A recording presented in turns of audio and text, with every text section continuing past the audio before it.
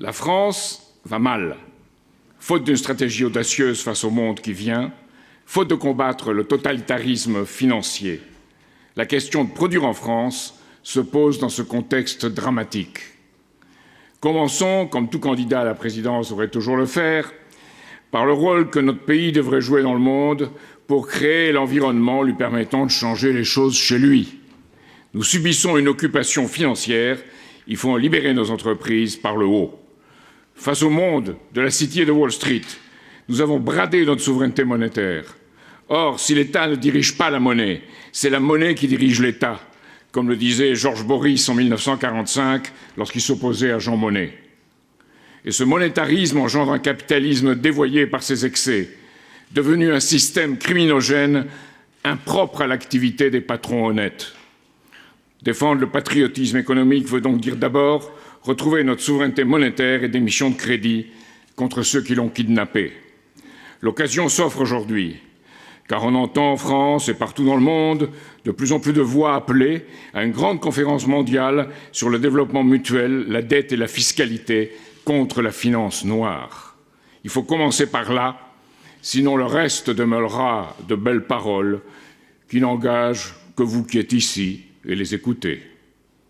Après la conférence du G20 à Hangzhou, la politique chinoise nous offre l'occasion de prendre le train en marche d'un nouvel ordre gagnant-gagnant concernant les deux moteurs d'un même engin que sont les investissements et les échanges. Cette démarche des BRICS est certes imparfaite, mais par sa nature même antagoniste à l'austérité qui nous détruit et favorable à la reprise de grands travaux d'infrastructures et à la production dans le monde. Ah, je sais, vous me direz, la Chine est un danger. Oui, je vous répondrai oui, si nous continuons à nous soumettre à la finance anglo-américaine, car alors elle jouera contre nous en nous considérant comme un adversaire sans vision. Non, au contraire, si nous exigeons d'avoir une place dans le poste de pilotage de ce nouvel ordre financier et monétaire qui se dessine en nous engageant à coopérer avec les BRICS sur leurs grands projets. Lorsque la Chine nous demande de bénéficier du statut d'économie de marché qui lui permettrait d'inonder l'Europe de ses produits, nous devons savoir dire non. Non, mais en proposant l'alternative qu'est une économie sectorielle d'entente et de coopération fondée sur les principes du protectionnisme intelligent et solidaire de l'économiste Friedrich List et de Maurice Allais contre la concurrence déloyale. Les exceptions au libre-échange devraient être la protection de nos industries naissantes, l'exclusion du dumping attesté et la défense des intérêts fondamentaux de notre pays. Pas de TAFTA, pas de CETA, qui est le cheval de Troie de TAFTA. Imaginons en même temps les immenses marchés qu'ouvriront en Asie, en Afrique et en Amérique latine les initiatives des BRICS et négocions intelligemment notre participation. La patrie, ce n'est pas le repli national, c'est susciter l'esprit d'entreprise et protéger ceux qui entreprennent. Voilà mon engagement. Évidemment, la question européenne se pose dans ce contexte. Nous ne pouvons accepter une Union européenne qui pratique le mépris des nations en servant les marchés et pas notre économie. Il faut donc passer à autre chose. Sortir de l'Union européenne et de l'euro tels qu'ils sont et en venir avec les quelques pays européens proches de nos conditions économiques à une Europe non plus d'institutions bureaucratiques qui produit l'austérité depuis plus de 20 ans, mais à une Europe des patries, dans l'esprit du plan Fouché de 1962, fondé sur de grands projets communs, cohérents avec ceux des BRICS, tout en s'efforçant d'entraîner l'Amérique vers ce nouvel ordre international. Illusion? Retour en arrière? Non, car c'est l'Europe de Bruxelles qui a trahi sa raison d'être en se livrant à la libéralisation financière et au libre-échange et qui a substitué la règle du « winner takes all » à la solidarité entre patries. Le patriotisme économique consiste donc à relancer l'Europe des patries autour de grands projets communs et d'une harmonisation fiscale et sociale progressive, négociée entre États en s'alignant sur le taux allemand d'impôt sur les sociétés et non à continuer avec une Europe devenue une réunion de copropriétaires rapaces. Il faut sortir de l'Union européenne actuelle pour rebâtir et sortir l'euro pour retrouver une monnaie nationale de producteurs et de travailleurs. Ce n'est pas possible. Cela entraînerait une dévaluation qui accroîtrait le poids de notre dette. Non, car quoi qu'en dise un carteron d'incompétents, c'est la lex monetae qui s'applique, car si notre dette souveraine est bien libellée en euros, elle a été émise pour 97% en droit français. Nous devrons donc rembourser dans notre monnaie nationale selon le principe de souveraineté monétaire internationalement reconnu.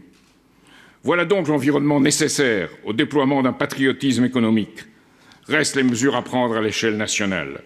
On connaît l'importance que revêt pour moi une véritable séparation bancaire, à l'image du Glass-Steagall de Roosevelt ou du système dont nous disposions en 1945, rompant la dépendance des secteurs de dépôt et de crédit envers les spéculations sur les marchés financiers. Avec ces banques réorganisées autour d'une nouvelle Banque de France nationalisée, ce que ne permet pas l'Union européenne, et gouvernée par un Conseil national du crédit regroupant les forces vives de la nation, une véritable politique de crédit public finançant l'essor de nos entreprises pourrait être mise en place. Le patriotisme économique, c'est contrôler la monnaie et le crédit pour l'orienter vers les entreprises qui produisent en France. Il ne s'agit évidemment pas de pénaliser les entreprises du CAC 40. La logique des noyaux durs, cependant, conduit à une attitude molle vis-à-vis de la finance folle. De plus, nos leaders mondiaux ne cherchent pas à préserver les sous-traitants français, payent leurs fournisseurs avec retard, en toute illégalité, et récupèrent de la marge à leur profit. Je ferai au moins installer une garantie universelle de paiement, gérée par la Caisse des dépôts et consignations, payant les PME à la place du mauvais payeur et se retournant ensuite contre lui. En matière d'achat public, inspirons-nous au moins de l'Allemagne pour acheter aux PME français. Ça veut dire mutualisation des achats, une centrale d'achat par région et, comme objectif, 40 à 50% pour les PME et les ETI, les établissements de taille intermédiaire. Je mettrai en œuvre une véritable TVA sociale pour diminuer dans ce contexte nos prix à l'exportation et protéger nos entreprises en taxant les importations. L'effet ne peut pas être mécanique. La mesure doit d'abord être annoncée, expliquée et négociée avec les représentants syndicaux et patronaux, afin que la modification de fiscalité soit rapidement reflétée sur les prix et que chacun joue le jeu de l'intérêt général. Une analyse des bénéfices de la mesure par secteur économique est ensuite nécessaire afin de moduler les taux de TVA. Il s'agit de concentrer le plus possible l'effet de baisse des coûts sur les secteurs soumis à la concurrence internationale et de suivre de près les répercussions sur les prix. Enfin, les produits de consommation nécessaires à la vie quotidienne doivent être taxés plus modérément et les baisses de cotisations sociales ciblées sur les salaires les moins élevés. Ainsi, l'amélioration de notre solde extérieur conduira à une hausse de notre activité économique, un supplément de revenus étant également engendré par la baisse du chômage et la hausse rendue possible des salaires réels. Je prendrai ensuite toutes les initiatives nécessaires pour que la France devienne un des lieux de la révolution 3.0 et 4.0. Je me battrai pour que les grandes entreprises, que les grandes plateformes soient encadrées. Ces acteurs globaux doivent s'engager à respecter l'ensemble des territoires sur lesquels ils opèrent en payant leurs impôts en proportion de leurs activités sur place. Les encadrer veut aussi dire contrôler leur pouvoir de référencement vis-à-vis des PME.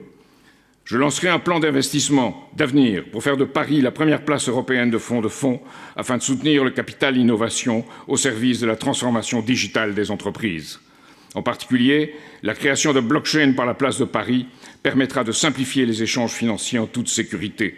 La France doit être en pointe de cette révolution qui vient et pour cela, il faut former des salariés pour s'approprier ces nouvelles techniques. Je ferai en sorte que la formation continue devienne le pivot de la recherche et développement en m'inspirant du meilleur du modèle suédois. Je revaloriserai le bac pro, les lycées pro et les métiers d'ingénieur. Je réorienterai les filières d'apprentissage pour faire face à la digitalisation des usines.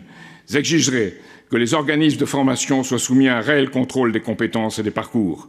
Je ferai en sorte que les salaires des apprentis soient revalorisés par un allègement correspondant des charges des entreprises. En même temps, le compte personnel d'activité, le CPA, doit permettre à la fois la sécurisation du travailleur et son intégration dans le collectif de travail, renforçant son intégration dans les équipes et sa visibilité sur l'avenir pour une citoyenneté créative dans les entreprises. Il faut ainsi relancer la participation gaullienne à la mesure du XXIe siècle. Enfin, il ne faut pas nécessairement doper les dispositifs fiscaux, mais le recentrer vers les PME et les start-up. Le crédit d'impôt recherche, notamment, doit être redéployé sur des PMI industriels et ne plus bénéficier aux créateurs d'algorithmes pour spéculer à la vitesse de la lumière. Il nous faut aider au dépôt de brevets, en attendant le crédit d'impôt au brevet. Il nous faut un crédit d'impôt production ciblé sur les PME et les ETI. Avancer suppose aussi une stratégie du capital risque. Reste la mobilisation de notre épargne vers les entreprises qui produisent en France. Les ménages français investissent massivement dans le livret A et l'assurance vie. Je créerai des avantages réorientant cette épargne vers nos entreprises tricolores. L'objectif est de ne pas perdre les chaînes de production, les usines, le savoir-faire et le design. Mon combat est de garder un outil complet, que les entrepreneurs qui produisent en France soient réellement soutenus, sans paperasse ni dépendance, et que nous formions des jeunes en vue du monde de demain et surtout d'après-demain. Ayons ainsi le courage d'être fiers